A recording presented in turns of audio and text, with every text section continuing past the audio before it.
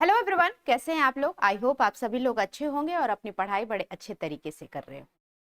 तो जैसा कि आप जानते हैं कि ये जो हमारा चैनल है, यूट्यूब चैनल टारगेट सेमेस्टर, इसमें हम लोग सेमेस्टर एग्जाम्स को लेकर के बात करते हैं, यहाँ पे प्रिपरेशन भी करवाते हैं। तो आज हम बात करेंगे सेमेस्टर एग्जाम प्रिपरेशन के बारे में। और सबसे ज्यादा जो सवाल आते हैं वो आते हैं कि ma'am how to write a good answer for law exam, law semester exam. मतलब वो बच्चे जो एलएलबी कर रहे हैं अपना, चाहे वो डीडीयू से कर रहे हो, चाहे वो एलयू से कर रहे हो, चाहे वो किसी भी यूनिवर्सिटी से कर रहे हो, तो उनको एक हमेशा से क्वेश्चन रहता है, खास करके फर्स्ट सेमेस्टर सेकंड सेमेस्टर बच्चों के दिमाग में, कि एक अच्छा आंसर कैसे लिखना चाहिए। तो एक अच्छा आंसर लिखने के लिए सबसे पहले तो बात है कि आपको क्वेश्चन समझना चाहिए। अगर जो क्वेश्चन पेपर आपके पास आ रहा है उसी को आप नहीं समझ पाते हो तो आप एक ऐसा अच्छा आंसर भी नहीं लिख पाओगे।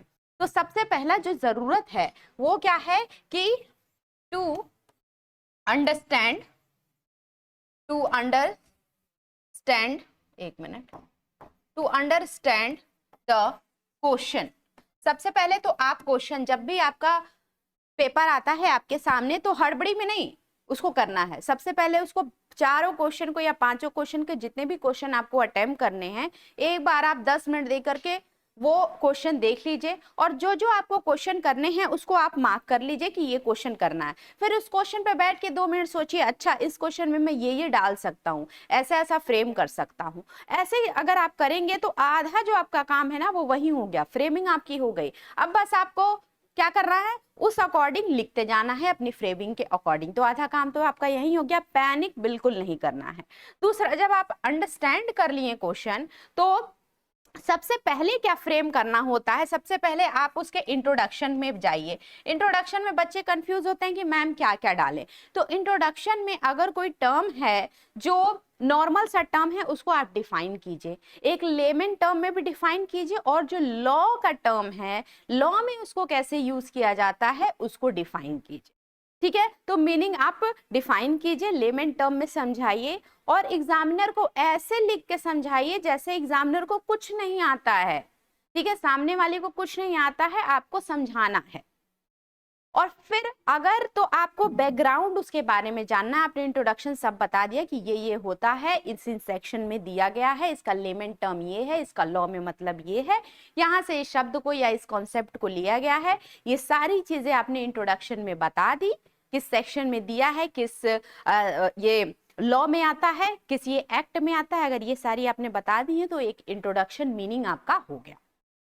फिर आता है हिस्टोरिकल बैकग्राउंड। अगर आपको उस पर्टिकुलर चीज के बारे में उसकी हिस्ट्री पता है, हिस्ट्री, तो आप डाल दीजिए हिस्टोरिकल बैकग्राउंड, उसका हिस्टोरिकल बैकग्राउंड डाल दीजिए। अगर तो क्वेश्चन में पूछा है, इसीलिए मैंने बोला ना कि क्वेश्चन जैसा बोल रहा है ना आपसे, आप उसका आंसर वैसे ही दीजिए, अपने मन से मत दीजिए। अब हिस्टोरिकल बैकग्राउंड पूछ ही नहीं रहा है, आप हिस्टोरिकल बैकग्राउंड अब कह दिया आपको कि पर्टिकुलर चीज को डिफाइन कीजिए। अगर डिफाइन कर दिया तो बोल दीजिए कि ठीक है डिफाइन इंट्रो दीजिए, उसका हिस्टोरिकल बैकग्राउंड आपको आता है तो दे दीजिए, जितना अच्छा से डिफाइन कर सकते हैं with in the time limit और विद इन द वर्ड्स। जो सर्टेन वर्ड्स दिए होते हैं ना, 1000 वर्ड में आपको आंसर लिखना है, 500 वर्ड में आंसर लिखना है, उस एरिया के अकॉर्डिंग या फिर उस लिमिट के अकॉर्डिंग ही आपको आंसर लिखना है। ऐसा नहीं है कि एक क्वेश्चन आ रहा है तो 10 पेज लिख गए, और 2 क्वेश्चन नहीं आ रहा है तो उसमें बस 2 पेज लिख करके चले हैं, ऐसा नहीं है।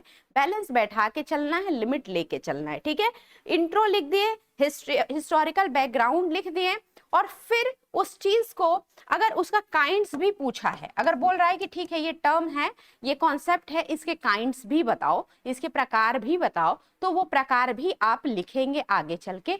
तो ये सब इंट्रो हो गया। इंट्रो के बाद में ये वाला जो पार्ट आ रहा है ना, जितना भी काइंड्स आ रहा है, बॉडी आ रहा है, या डिस्टिंक्शन आ रहा है, डिफरेंसेस आ रहा है, ये सब बॉडी में आ रहा है। किस में आ रहा है? ये बॉडी में। क्योंकि किसी भी क्वेश्चन का जो आंसर लिखने का फॉर्मेट होता है वो 3 पार्ट में जनरली आप लोग लिखते हैं, इंट्रोडक्शन, बॉडी और कंक्लूजन। तो इंट्रोडक्शन में तो आपने देख लिया क्या लिखना है, बॉडी में जितनी सारी चीजें हैं जो क्वेश्चन में आपसे स्पेसिफिकली क्या किया गया है, पूछा गया है, तो वो आप क्या करेंगे, वैसे उसी अकॉर्डिंग, जिस अकॉर्डिंग आपसे क्वेश्चन में पूछा गया उसी अकॉर्डिंग उसका आंसर लिखेंगे। फिर जब सारी चीजें हो जाती हैं फिर उस चीज से रिलेटेड अगर कोई केस लॉज आ रहे हैं, इस बॉडीज में ही केस लॉज आएंगे, तो केस लॉज अगर आ रहे हैं, लेट सपोज आप कॉन्स्टिट्यूशन का आंसर लिख रहे हैं और उसमें बेसिक स्ट्रक्चर की बात कर दी गई, कॉन्स्टिट्यूशन के अमेंडमेंट से रिलेटेड बात की गई, तो कॉन्स्टिट्यूशन का जो अमेंडमेंट है अगर आ रहा है कि अमेंडमेंट हो सकता है कि नहीं हो सकता, ऐसा कुछ क्वेश्चन आया है, तो आप जानते हैं कि Keshavananda Bharati versus state of Kerala 1973 का केस था, जिसमें यह हेल्ड किया गया था कोर्ट के द्वारा कि बेसिक स्ट्रक्चर को जो है वो अमेंड नहीं किया जा सकता, उसमें छेड़छाड़ नहीं किया जा सकता, बाकी आप अमेंडमेंट कर सकते हो। तो अगर कहीं ऐसा आपको आ रहा है कॉन्स्टिट्यूशन के अमेंडमेंट को लेकर के बात, तो वहां पे आप ये केस साइट कर सकते हो। ओके, ऐसे अगर आप दो केसेस, एक क्वेश्चन में आप दो केसेस भी डाल देते हो अभी से, तो आप जो भी पीसीएसजे के लिए या एपीओ की प्रिपरेशन के लिए या फिर लॉ एग्जाम्स के वेरियस टाइप्स ऑफ जो एग्जामिनेशन है जिसमें डिस्क्रिप्टिव टाइप ऑफ क्वेश्चंस आते हैं, उसके लिए आप अभी से तैयार हो जाएंगे। आपने केस लॉज लिख लिया, अगर आपके क्वेश्चन में आपका ओपिनियन भी पूछा गया है तो सारी चीजें अपने बॉडी में लिख दी, उसी बॉडी में नीचे अपनी ओपिनियन लिख सकते हैं, या फिर उस चीज को ओपिनियन लिखने के बाद आप क्या कर सकते हैं, ओपिनियन मांगा है तो दीजिए, नहीं मांगा है तो आप इसी चीज को क्या कीजिए, कंक्लूड कर दीजिए, यानी आपके आंसर का जो तीसरा भाग है कंक्लूजन, वो कंक्लूड कीजिए। कंक्लूजन में कुछ अलग लिखने की जरूरत नहीं होती है। आप ये सोचिए कंक्लूजन अलग से नहीं, आपने जितना भी इंट्रो में जितना भी बॉडी में लिखा है ना, उसका बस एक ब्रीफ लिखना होता है, उसका बस एक ब्रीफ, जैसे आप एक स्टोरी बनाते हो ना, स्टोरी का एक क्रक्स होता है ना, वही क्रक्स आपको कंक्लूजन में डाल देना है। ठीक है, जैसे स्टोरी 10 पेज की होती है, उसको एकदम कॉम्प्रिहेंसिव वे में पढ़ा जाता है, तो उसमें इंट्रो होगा, हिस्टोरिकल बैकग्राउंड, जो भी ये सारी चीजें हैं ये सब आ जाएंगी एक कॉम्प्रिहेंसिव स्टोरी में। और इसी की शॉर्ट स्टोरी आधे से एक पेज में भी लिखी जाती है, वो जानते हैं आप, प्रिसिस राइटिंग आपने किया होगा अपनी क्लासेस में, तो जानते हैं कि कैसे बड़े चीजों को शॉर्ट किया जाता है, तो वही बड़े चीजों को शॉर्ट करना, वही कंक्लूडिंग आता है। और कंक्लूजन में अगर आप चाहें तो इसके बाद या इसी में सजेशन भी अपना लिख सकते हैं, अपना ओपिनियन भी लिख सकते हैं, इसमें कोई दिक्कत आने वाली आपको कहीं से नहीं है। ठीक है, तो सबसे पहली बात कि घबराइए मत, क्वेश्चन आता है आपके पास क्वेश्चन पेपर, तो सबसे पहले उसको देख लीजिए कि आपको कौन कौन सा क्वेश्चन बड़े अच्छे तरीके से आ रहा है, उसको मार्क कीजिए। फिर जो क्वेश्चन आपने सेलेक्ट किया है उस क्वेश्चन को अच्छे से पढ़िए, और फ्रेमिंग जो है क्वेश्चन के आंसर लिखने की, वो पहले ही आपके दिमाग में हो जानी चाहिए कि अच्छा ये चीज है, इसके इंट्रोडक्शन में मुझे ये लिखना है, ये क्वेश्चन पूछ रहा है, इसमें ये सारी चीजें लिखनी है, इसका दो केस लॉज या एक केस लॉज मुझे लिखना है, और फिर उसके बाद जो है कंक्लूजन कर देना है। अब बच्चे बहुत पूछते हैं कि केस लॉज कैसे लिखा जाए, तो केस लॉज में ऐसा नहीं कि आपको 4 पन्ने का केस लॉज ही लिखना है। जैसे अब मैंने केशवानंद भारती का केस बताया, तो उसमें बस ये लिख लीजिए कि in this case court held that basic structure doctrine given in that case, और जो बेसिक स्ट्रक्चर है उसको छोड़ करके बाकी सारी चीजें अमेंड हो सकती हैं कॉन्स्टिट्यूशन में। तो ये बस इतना ही आपको लिखना है, मतलब केस में 3-4 लाइन आपको लिख देना है। ऐसे 2 केसेस की लिस्ट आपको हर एक क्वेश्चन, जो बड़ा क्वेश्चन है, लॉन्ग क्वेश्चन है, उसको तैयार करके अभी से रख लेना है, ताकि लास्ट में चल के वो पैनिक ना करे आपको। ठीक है, तो ये आपका एक आंसर राइटिंग कैसे हो, अच्छा आंसर कैसे लिखा जाए, ये मैंने आपको बता दिया। और एग्जाम में आते ही आपको ऐसा नहीं कि पढ़ने लगना है, अभी से जो भी हमारे बच्चे इनरोल्ड हैं, हमारे सेमेस्टर क्लासेस चलते हैं टारगेट गुरुकुल ऐप पे, सेमेस्टर क्लासेस चला जाते हैं, जितने डीडीयू की यूनिवर्सिटीज है या फिर कॉलेजेस हैं,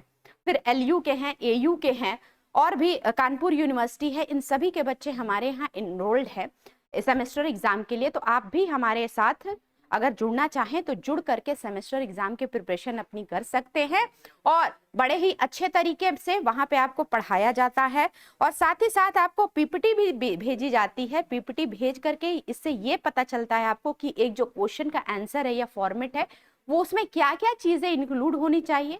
फर्दर उसमें आपको टेलीग्राम चैनल से भी जोड़ा जाता है, जहां पे आप अपने डाउट या क्वेश्चन किसी तरह के हैं वहां रेज कर सकते हो, रिजॉल्व करा सकते हैं। ठीक है ना, तो पैनिक नहीं होना है, पढ़ते रहना है, चाहे आप खुद से पढ़िए चाहे हमसे पढ़िए, अभी से पढ़ना स्टार्ट कीजिए, उसका सिनॉप्सिस बनाइए, शॉर्ट नोट बनाइए, साथ ही साथ केस लॉज भी एक एक बड़े बड़े टॉपिक के साथ डालते जाइए, और पूरी तरह से ये टेंशन आप अभी के लिए छोड़ दीजिए कि आपका सेमेस्टर एग्जाम खराब जाएगा। अगर आप अभी से मेहनत करते हो तो लास्ट में 2 दिन अगर पहले पढ़ के जाओगे तो फिर वो पास तो हो जाओगे, लेकिन फिर फ्यूचर में आपको फिर जाके वही मेहनत करनी पड़ेगी। तो क्यों नहीं जो हम लोग आगे अपना सपना देखें, किसी को जज बनना है, किसी को अच्छा वकील बनना है, किसी को सरकारी वकील बनना है, किसी को बैंक में जाना है, तो क्यों नहीं अभी से हम अपनी जो मेहनत है सेमेस्टर में ही उस अकॉर्डिंग ले जाएं, उस डायरेक्शन में ले जाएं, ताकि आगे चल के हमको प्रॉब्लम ना हो जाए। ठीक है ना? तो आई होप ये स्ट्रेटजी वीडियो आपको समझ में आएगा। मिलते हैं फिर नेक्स्ट क्लासेस में या फिर नेक्स्ट वीडियो में, जो ऐसे ही वीडियो हम आपके लिए लेते आते हैं, जिसके वजह से या ये कह लें कि जिसके वजह से आपका जो भी डाउट है, छोटे छोटे डाउट्स हैं, इससे आपको आराम मिलता है, इसका निपटारा किया जाता है। तो आज के लिए इतना ही, धन्यवाद।